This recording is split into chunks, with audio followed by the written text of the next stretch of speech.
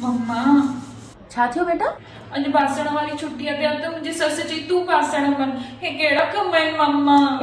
छा मुंहिंजी राजकुमारी जहिड़ी धीअ सां बासण था मलाराइनि? बेटा तोखे लिखाए पढ़ाए करे एतिरो वॾो ऑफिसर ठाहियो न बेटा, न बासण मलाइण लाइ तुंहिंजी शादी न कराई आहे बेटा। पर तूं सफ़ा चिंता न कर, तुंहिंजी माउ या जीअरी वेठी आहे, अञा बि घणेई छोकिरा मिली वेंदा पाण खे। तव्हां माठ करे वेंदा बेटा, तूं पंहिंजे ससु सहुरे खे न्यापो ॾेई छॾ त मुंहिंजी माउ सुभाणे सुबुह जी पहिरीं फ्लाइट सां पहुचेव थी ऐं हिन दफ़े त फ़ैसिलो थी करे रहंदो। यस आई लव यू मम्मा। मम्मा अरे बेटा इहा त घर घर जी ॻाल्हि आहे। अच्छा हिकिड़ी ॻाल्हि मूंखे तूं ॿुधाए फटाफट, घर कंहिंजो आहे?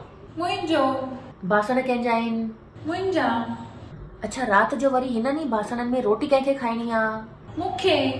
त बेटा पाड़े वारी अची करे थोड़ी न मलंदी बासण, पाण खे ई मलणा पवंदा। मम्मा ॻाल्हि त तव्हांजी बिल्कुलु सही आहे। मम्मा मां बासण वञी बि खयां? अरे वाह बेटा, हाणे बीठे बीठे मिंट में उगी करे लॻाए बि सॾ। छा?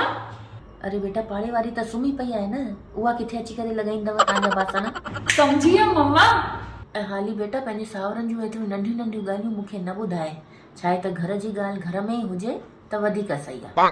ऐं बेटा तोखे त चङी तरह ख़बर अथई, गोॾा त मुंहिंजा पहिरें वारे वीडियो में ई वायरल थी विया हुआ, सॉरी जाम थी विया हुआ।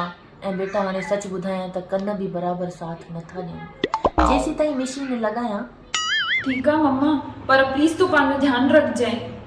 दोस्तो इहे जेके असां पंहिंजी राजकुमारियुनि खे बारबी डॉल वांगुरु पाले पोसे करे वॾो कयो आहे न, हिननि खे ईअं ई सम्झाइणो पवंदो, न त मिटी माइटियुनि जूं हालतूं त तव्हांखे ख़बर ई अथव। मम्मा बासण लॻी आहे। यस, पोइ त बेटा हिन ॻाल्हि ते हिकु दफ़ो वरी थी वञे।